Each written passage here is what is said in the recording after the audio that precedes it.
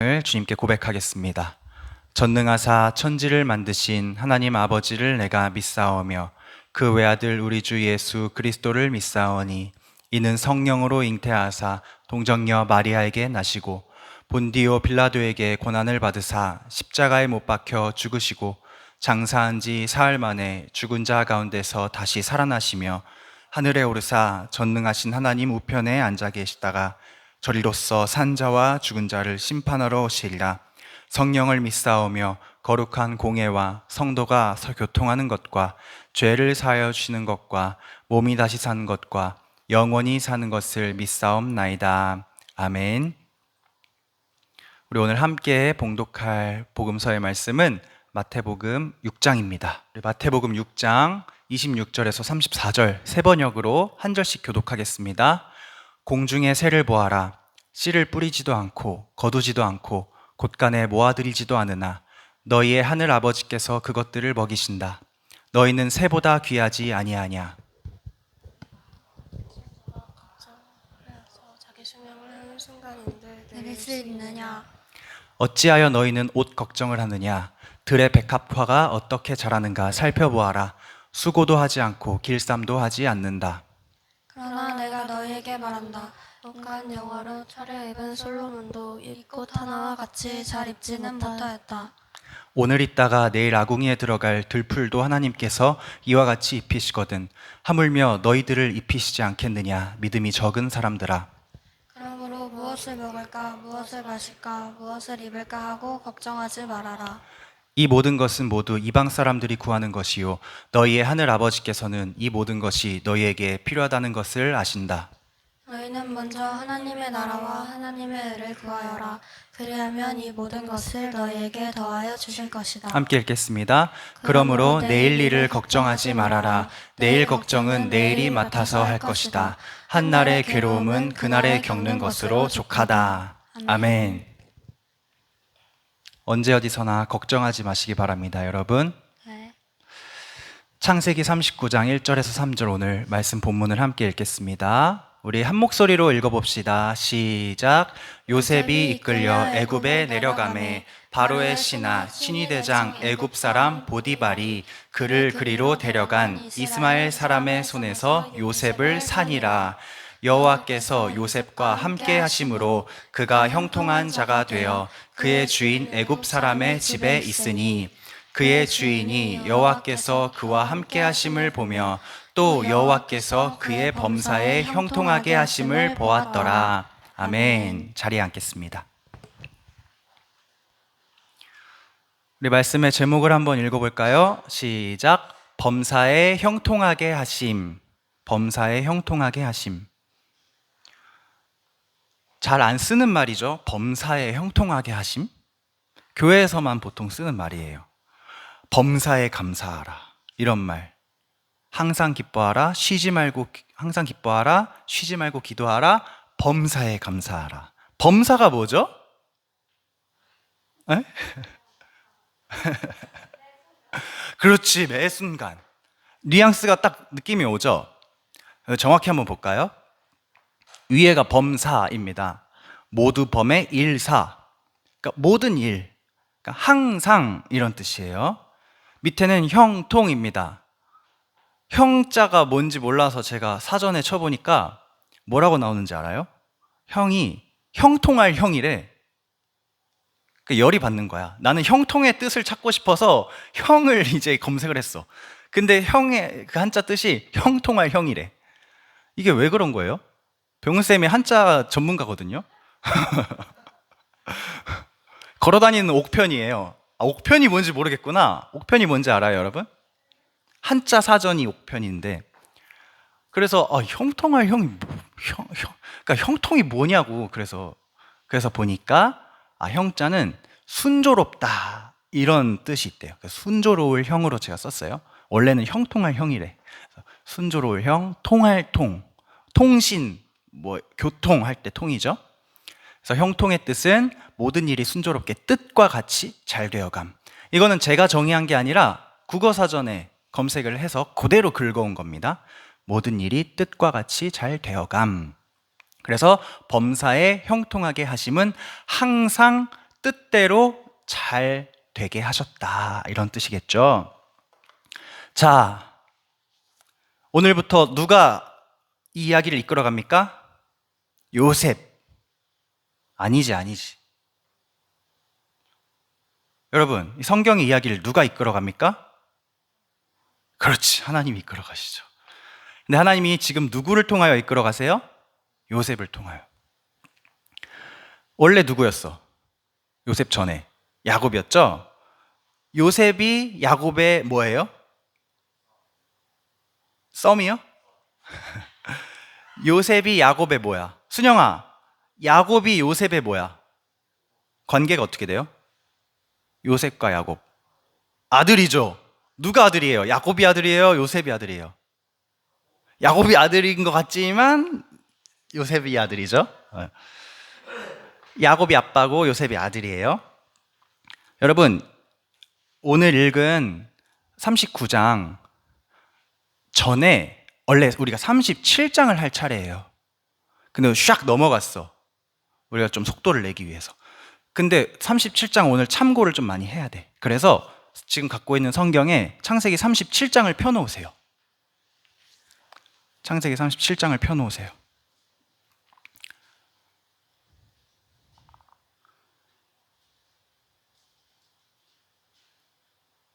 폈어요?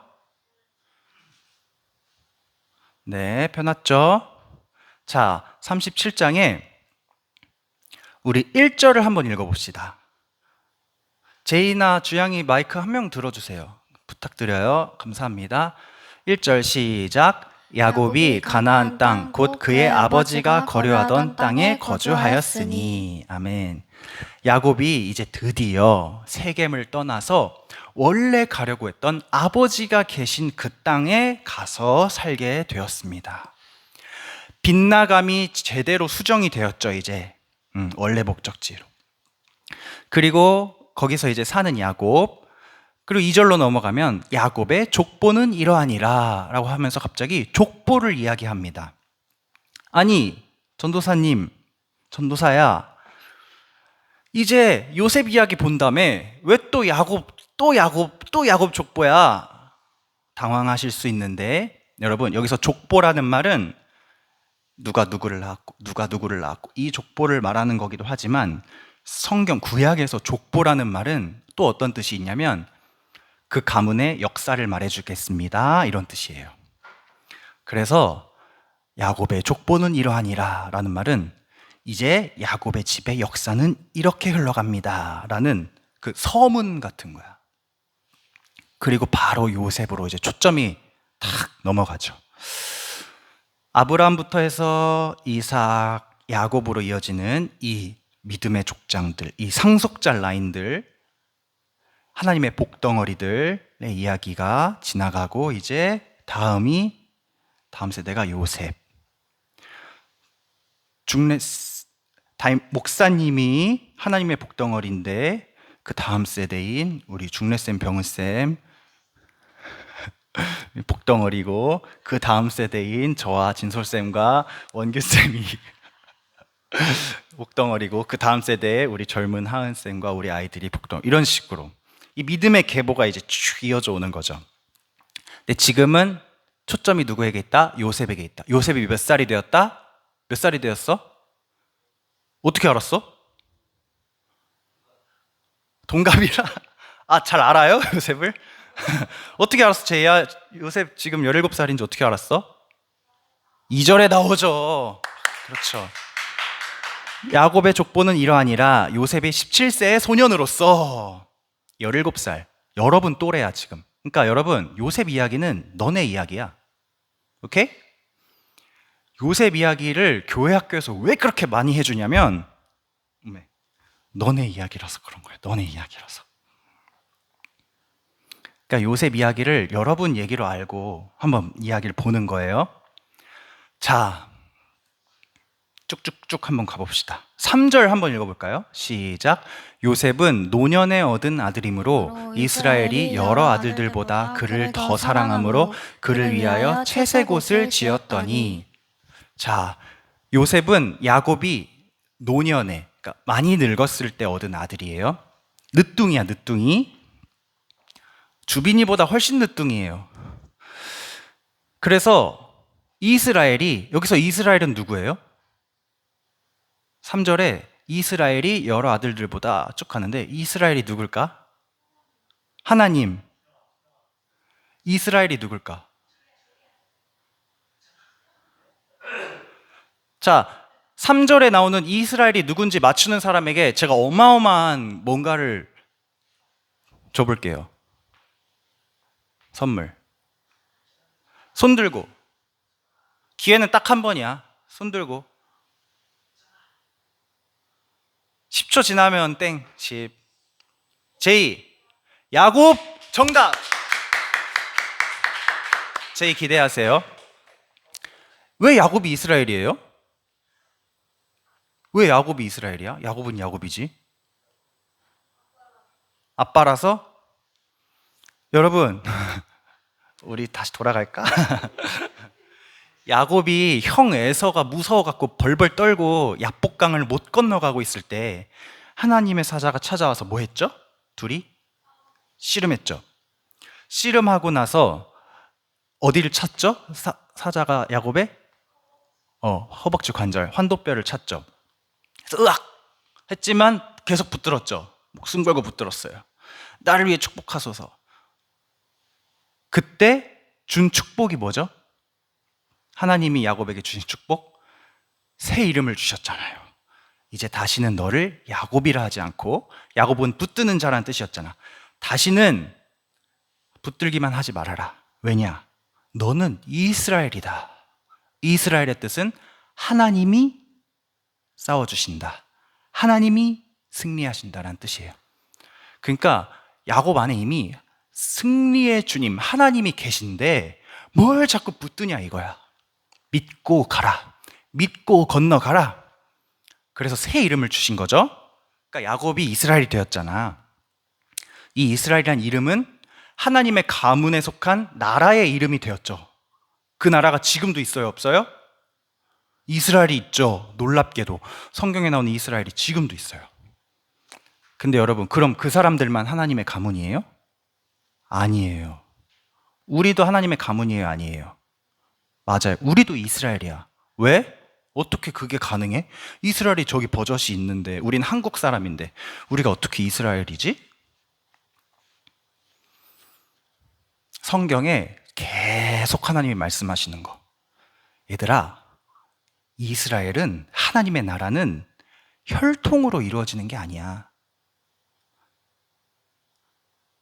이스라엘은 민족이 아니야. 뭐 한민족, 무슨 민족, 뭐 소수민족, 민족이 아니야. 이스라엘은 뭐냐면 하나님이 택하셔서 부른 사람들 중에 나도 하나님의 언약 안에 있는 사람이구나 라는 걸 믿고 그 언약하신 말씀 그대로 지키며 살아가는 사람이 다 이스라엘이야.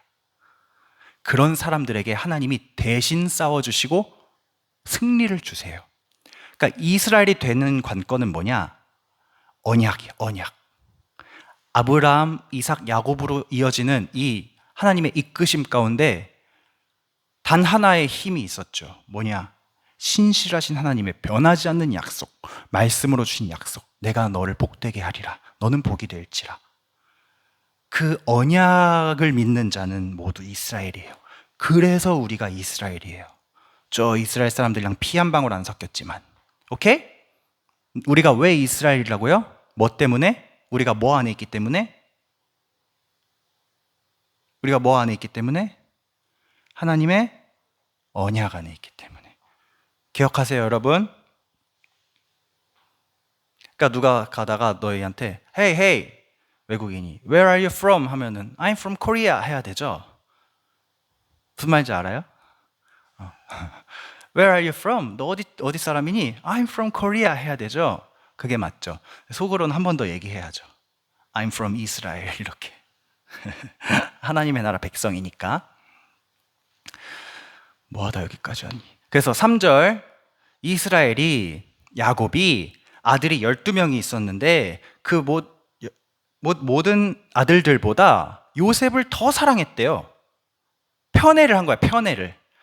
그래서 채색 옷, 화려한 채색 옷을 손수 지어가지고, 뭐 자기가 짜진 않았겠지만 자기가 보는 앞에서 이렇게, 야, 이렇게 만들고 이렇게 만들어봐 해서 채색 옷을 지어서 요셉을 입혔다.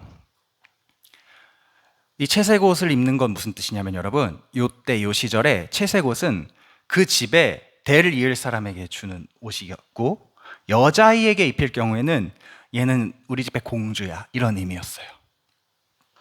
나는 채색 옷을 너네한테 다 입히고 싶어요.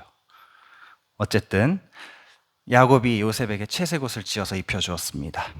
그럼 여러분, 야곱이 왜 이렇게 요셉을 편애했을까요? 왜 요셉을 편애했을까? 늦둥이라서? 아니에요? 그러면 진솔쌤이 자신 있게 한번.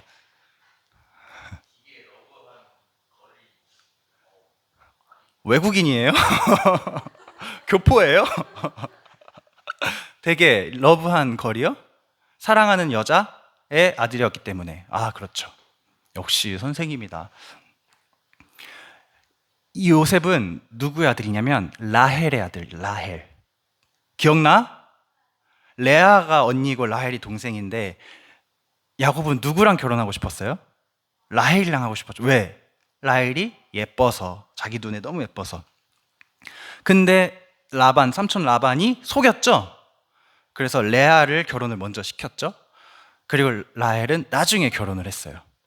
근데 레아만 자꾸 아들을 낳았잖아요. 그쵸? 그래서 라헬이 별거 다 해봤죠. 합한채를 뭐 사기도 하고, 뭐 기도도 해보고. 그래서 낳은 아들이, 첫 아들이 바로 요셉. 그러니까 야곱의 입장에서는 내가 더 사랑하는 아내에 게다가 늦둥이, 그러니까 예쁠 수밖에 없는 거야, 요셉이. 그래서 채색 옷을 입혀주었습니다. 우리 4절을 읽어봅시다. 시작. 그의 형들이 아버지가 형들보다 그를 더 사랑함을 보고 그를 미워하여 그에게 편안하게 말할 수 없었더라. 형들도 알지, 아빠가 요셉을 너무너무 편애한다는 걸. 그래가지고 진짜 요셉을 너무 미워했어요. 나도 똑같은 아들인데 왜 쟤만 이뻐해? 이러면서. 그래서 형들이 요셉에게 편안하게 말할 수 없었다. 이게 무슨 뜻일까? 새 번역을 보니까 이렇게 되어 있어요. 형들은 아버지가 그를 자기들보다 더 사랑하는 것을 보고서 요셉을 미워하며 그에게 말 한마디도 다정스럽게 하는 법이 없었다. 퉁명스럽게 말하는 거야. 형 뭐해? 그러면 꺼져. 이런 식으로. 형 이거 먹을래? 너나 먹어. 이런 식으로 미움을 받았다. 근데 여기서 점입 가경, 화난 형들의 그 화딱지나는 그 형들의 마음에 불난집에 부채질을 하는 일이 벌어집니다. 뭐냐면 우리 5절 6절을 읽어봅시다. 시작. 요셉이 꿈을 꾸고 자기 형들에게 말하매 그들이 그를 더욱 미워하였더라. 요셉이 그들에게 이르되 청하건대 내가 꾼 꿈을 들으시오. 하루는 요셉이 꿈을 꾼 거예요. 그리고 그 꿈을 형들에게 이야기를 했어. 그러니까 형들이 더 화가 났어요. 진짜 미칠 듯이 화가 났어요. 무슨 꿈이었길래? 그 꿈의 내용을 우리 7절 그리고 7절 한번 읽어봅시다. 시작. 우리가 밭에서 곡식단을 묶더니 내 단은 일어서고 당신들의 단은 내 단을 둘러서서 절하더이다. 자, 밭에서 요셉이랑 형들이랑 추수를 한 거야. 밭에서 추수를 하고 곡식이 쫙 이제 추수가 되어서 그거를 이렇게 묶었어요. 단을 요만큼씩 묶고 또 묶고 해서 이제 차곡차곡 쌓는 거야, 창고에. 그래서 막 묶고 있는데 갑자기 요셉이 묶은 단이 벌떡 일어나는 거예요. 에? 어떻게 일어났냐고요? 꿈이니까 그럴 수 있죠. 딱 곡식을 묶었는데 얘가 갑자기 벌떡 일어난 거야, 사람처럼. 그러더니 갑자기 형들이 묶은 단도 벌떡 일어나는 거야. 상상을 해봐. 재밌죠? 근데 형들이 묶은 단이 벌떡 일어나더니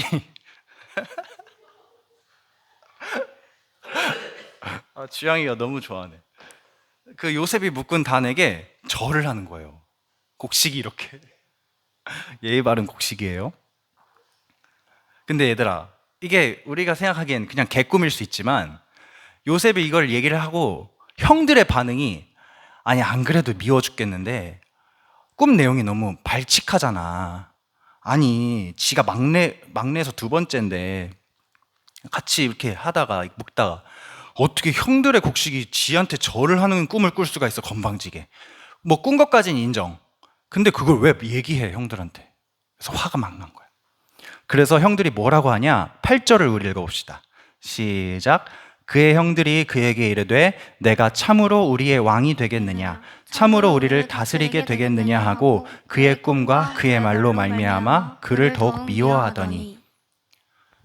형들의 반응이 이해가 되죠, 여러분? 야, 네가 뭐 우리의 왕이라도 되냐? 뭐 네가 우리를 다스리기라도 하냐? 근데 여러분, 형들이 화내는 이 말이요, 이 말이 아주 오묘해. 곡식단이 절을 했어요. 그러면은 야, 이 건방진 놈아, 네가 우리보다 형도 아니고 네가 막내에서 두 번째인데 그렇게 건방진 꿈을 꾸는 게 말이 되냐? 그리고 그걸 왜 말하냐? 이런 게 아니라 그 꿈에 의미를 부여했어, 형들이. 어떻게 의미를 부여했냐면, 야, 너가 우리의 왕이냐? 너가 나를 뭐 다스리기라도 할 거냐? 좀 뜬금없지 않아요? 안 뜬금없어요? 형들이 꿈을 해석을 한 거야. 꿈을. 그냥 단순히 곡식단이 절하는 게 아니라, 아, 저놈의 꾼 저 꿈이 이렇게 들리는 거야. 저놈이 우리의 왕인가? 뭐 왕이라도 될 거야? 저놈이 뭐 우리를 다스리기라도 할 거야? 이런 방향으로 그들의 마음이, 분노가 향하는 거야. 나중에 그대로 되죠? 이 꿈이. 나중에 볼게요. 요셉이 또 꿈을 꿔요. 또 말해, 형들한테. 형들 또 하나. 무슨 꿈을 꿨냐면 비슷합니다. 요셉이 이렇게 자다가 딱 깼는데 갑자기 하늘에 있는 해와 달과 별이 자기한테 절을 하는 거야. 진짜 건방지지? 하늘의 해와 달과 별이 절을 하는 거예요. 이게 뭘까? 이 세 개가 절을 하는 거죠. 해와 달과 별은 하늘에서 주관하는 광명체죠. 즉, 이 당시는 땅의 일들을 하늘의 일이 주관한다고 믿었고, 그래서 하늘을 보며 별을 보며 점을 치기도 하고, 하여간 하늘에서 벌어지는 모든 일이 땅에서도 그대로 벌어진다고 생각을 했어요. 그래서 해와 달과 별을 굉장히 신성시하고 그것들을 관찰하면서 살았어요. 옛날 사람, 지금도 그래 사실. 근데 옛날엔 더 했어요. 어쨌든 요 시대 때 해, 달, 별은 무슨 뜻이냐? 이 우주 전체를 말하는 거야. 이 우주 전체가 자기에게 절을 하는 거야. 그런 꿈을 또 얘기를 해. 참 요셉 눈치 없죠. 이쯤 되면 그냥 자기만 알고 있으면 안 되나? 근데 얘기를 해요. 이번에는 요셉을 그렇게 이뻐하는 아빠까지 와서 뭐라고 합니다. 10절 우리가 읽어봅시다. 10절 시작.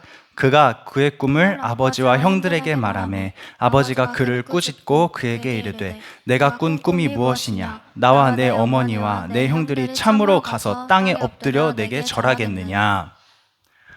자, 놀랍게도 아버지도 요셉의 이 개꿈 같은 꿈을 개꿈으로 보지 않고 자기도 모르게 해석을 해버렸네. 어떻게 해석했냐면, 야, 나랑 네 엄마랑 네 형들이 너한테 가서 땅에 엎드려 절이라도 하겠냐? 아니, 해달별이 절했다니까요. 근데 왜 거기다 대고 나랑 네 엄마랑 네 형들까지 가서 절해야겠냐? 이게 뭐야? 이게 대체 무슨 해석일까? 나중에 그대로 되거든요. 나중에 보도록 합시다. 어쨌든 여러분, 요셉은 이 꿈을 꾸었다. 그리고 그것을 말했다. 우리가 발견할 수 있는 요셉의 특징 하나. 꿈을 꾼다. 꿈을 자주 꾼다.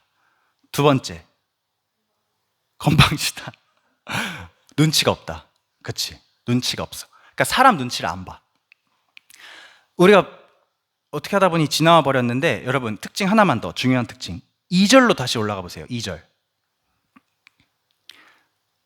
우리 한번 읽어봅시다. 시작. 야곱의 족보는 이러하니라. 요셉이 17세의 소년으로서 그의 형들과 함께 양을 칠 때에 그의 아버지의 아내들 빌하와 실바의 아들들과 더불어 함께 있었더니 그가 그들의 잘못을 아버지에게 말하더라.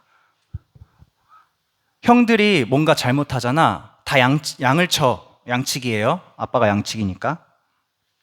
농사도 같이 짓지만 어쨌든 농사도 짓고 양도 칩니다.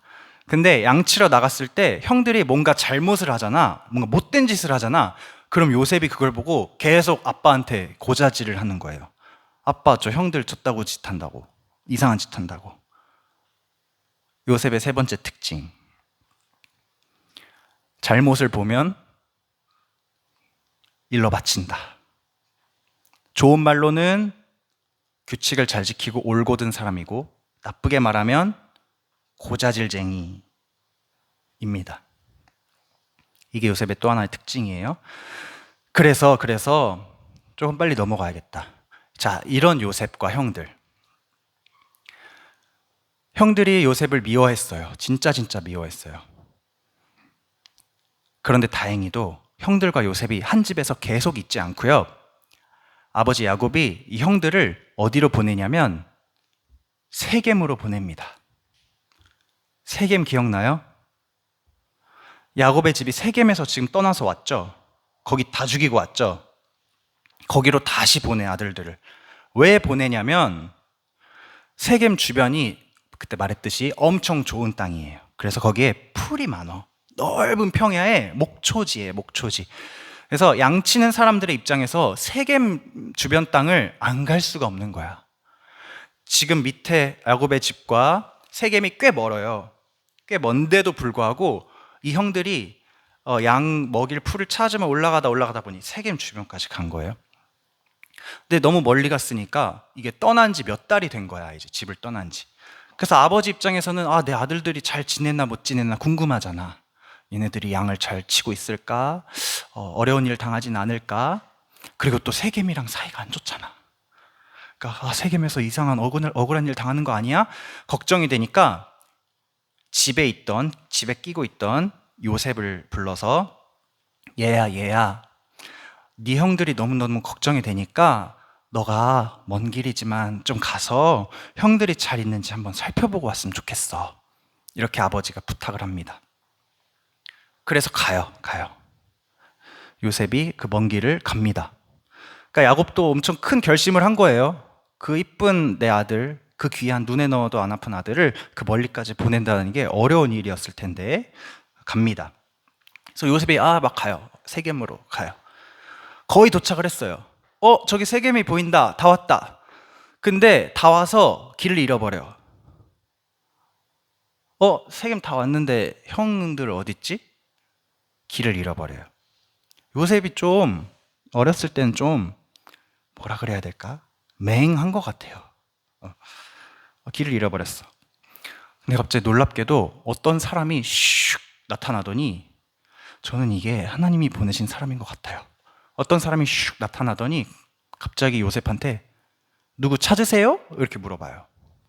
그래서 요셉이 제 형들이요 양치기인데요 여기 주변에서 양을 치고 있어서 제가 집에서 아빠 이런 심부름 받아서 이렇게 왔어요. 근데 형이 어디 있는지 모르겠어요. 혹시 보신 적 있으세요? 하니까 이 사람이 본 적 있어요. 여기는 없고요 저쪽에 도단이라는 곳에 간다고 그러던데요. 그래서 그래요? 감사합니다. 그래서 요셉이 도단으로 막 가요.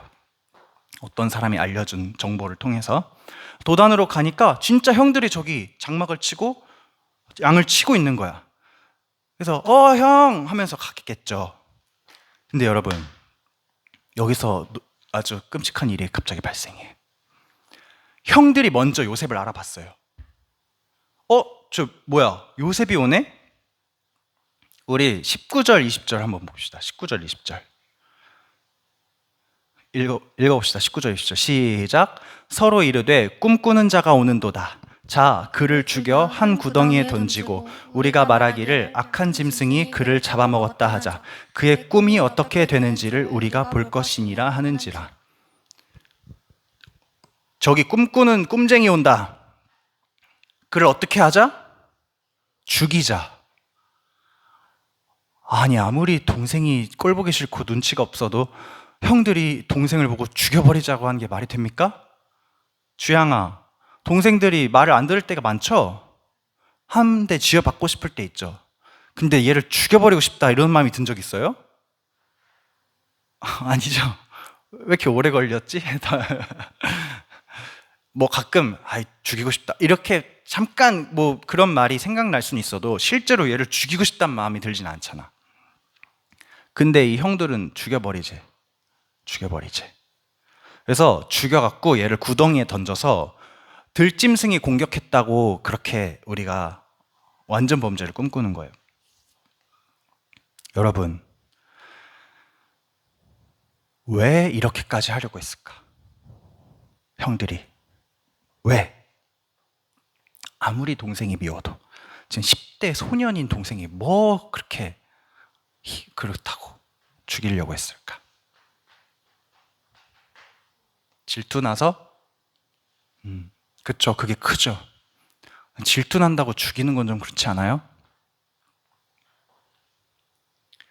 가인이 아벨을 죽였을 때, 가인이 자기 동생인 아벨을 죽였을 때 질투가 났죠. 내 예배는 안 받으시고 하나님이 동생 예배는 받으셔서 질투가 났죠. 근데 가인이 아벨을 죽인 이유는 단순히 질투 때문은 아니에요.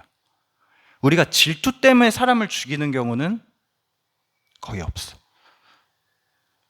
가인이 아벨을 왜 죽였어요? 질투도 질투지만 내가 하나님께 예배를 잘못 드렸다는 것을 인정을 하기가 싫은 거예요. 나도 내가 농사 지은 곡식으로 주님께 제사를 드렸고, 동생은 양치기니까 양으로 제사를 드렸고, 똑같이 최선을 다한 것 같은데 나는 나의 최선을 다했고 쟤는 제 최선을 다했는데 하나님이 제 예배만 받아주셨어요. 그럼 나는 뭐 문제가 있나? 없는 것 같은데? 근데 하나님이 내 예배는 안 받으시고 제 예배만 받으시는 거예요. 질투가 나죠? 질투가 나는 건 맞는데 살인까지 가는 건 뭐냐면 하나님이 내 예배를 안 받으셨다는 거를 인정을 못 하겠는 거야. 내가 최선을 다했는데. 그러니까 즉 뭐냐면 나의 잘못을 인정 안 하고 내가 하나님의 위치에 서려는 순간 동생의 생명 같은 건 그건 그냥 죽일 수 있어요. 내가 하나님이니까. 여기도 마찬가지예요. 여러분, 여기가 세겜 근처라는 걸 기억해야 돼. 형들과 요셉이 만난 곳이 세겜 근처야. 요셉은 어떤 성격이라고 했어요, 아까? 형들이 양을 칠 때 잘못하는 것을 보면 어떻게 한다고? 아빠한테 가서 일러요. 그게 요셉이에요. 요셉은 뭔가 잘못된 행동을 보잖아. 그러면 그걸 바로 가장에게 결정권이 있는 사람에게 가서 알려야 되는 성격이 올곧은 아이야. 10대 소년임에도 불구하고. 근데 세겜 근처에서 양을 치고 있는 아버지랑 멀리 떨어져서 아무도 감시하지 않고 아무도 통제하지 못하는 그런 상황에 형들이 모여서 세겜 근처에서 양을 치고 있는데 저기서 요셉이 오는 거야. 근데 오는 게 두려운 거야. 쟤를 죽여야 될 것 같은 거야. 왜냐? 세겜에서 이미 아버지의 눈을 피해 멀리 와 있는 이 형들이요, 뭔가 찔림이 있는 잘못된 삶을 살고 있었던 거야. 세겜 근처에 간 사람들은 다 이렇게 됐어요. 이미 한번 경험이 있죠? 얘네들. 디나가 끔찍한 일 당했을 때 세겜에 있는 성 안에 있는 사람들 죽일 때 야곱이 정신 차리고 하나님 음성 듣고, 야, 우리 이래서는 안 돼. 일어나서 우리 올라가자. 베델로 가서 예배하자. 했을 때 제일 먼저 한 행동이 뭐였어요? 자기들 안에 있는 우상을 다 버렸죠. 언제 우상이 생겼대? 언제 우상을 그렇게 많이 갖게 됐대? 세겜 주변에 살다 보니까 자연스럽게 우상이 드라빔부터 해서 똑같아, 지금도. 성경에 명시되어 있지 않지만 이 반응을 봤을 때 그냥 이건 기정사실이야. 아버지 눈피해서 세겜 주변에 온 양치고 있는 이 형제들, 요셉이 오는 게 두려운 거예요. 우리의 삶을 요셉이 보면 분명히 아빠한테 가서 또 얘기한다. 그냥 죽이자. 죽인 다음에 저놈이 꾼 그 꿈 있잖아. 지가 우리보다 잘났고, 지가 우리보다 올바르고, 지가 우리에게 섬김받아야 마땅하다는 그 저놈의 그 건방진 꿈이 어떻게 되나 한번 보자. 죽어서도 그게 이루어지나 한번 보자. 여기까지가 오늘의 이야기가 아니었고 이게 절반인데 시간이 되었으므로 오늘 여기까지 보고 다음 주에 애굽에 흘러가는 이야기를 볼 거예요. 여러분, 그래서 오늘의 이 이야기를, 요셉과 형들의 이야기를 통해서 우리에게 주신 하나님의 교훈은 뭐냐면, 여러분이 어리다고 해서 여러분보다 나이가 많거나 경험이 많은 사람에게 무조건 순응할 필요 없어요. 세상에서 살면서 여러분이 어리고 여러분이 연약하다고 해서 세상에 있는 뭐 경험 많아 보이고 되게 막 와 멋있어 보이고 어떤 한 필드에서 성공해 보이고 그런 사람에게 끌려다니지 마. 왜냐? 이 땅에서 살아가는 하나님의 백성은 어떤 기준을 가지고 살아가는 사람이냐면 옳은 건 옳은 것이고 그른 건 그른 것이야.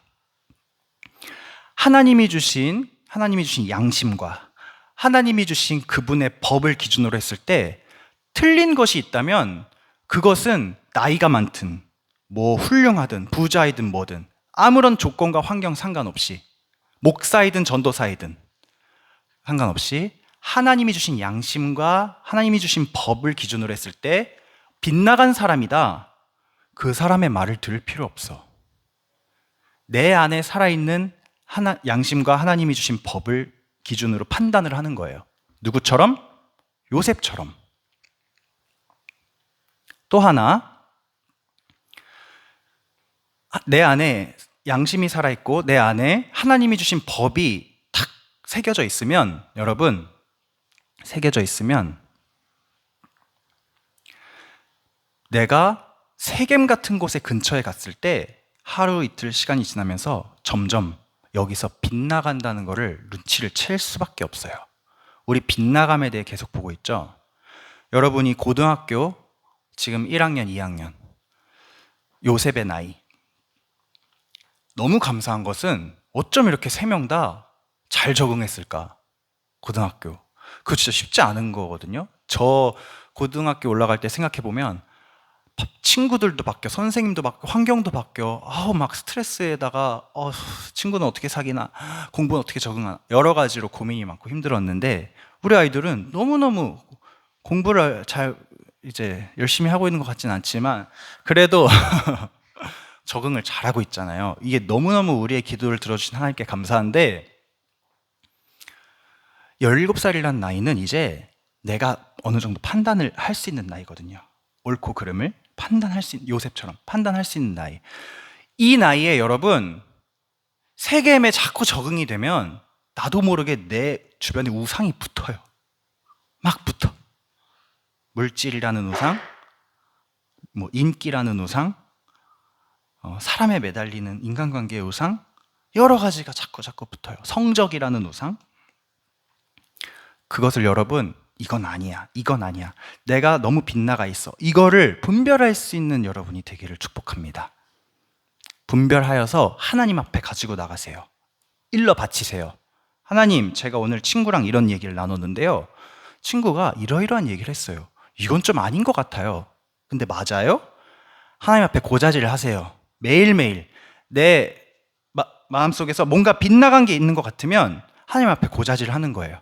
얘가 미워서가 아니라 내 안에 있는 양심과 하나님이 주신 법이 계속 더 강하게 역사하기 위해서, 바로 서기 위해서. 사람 눈치 보지 말고.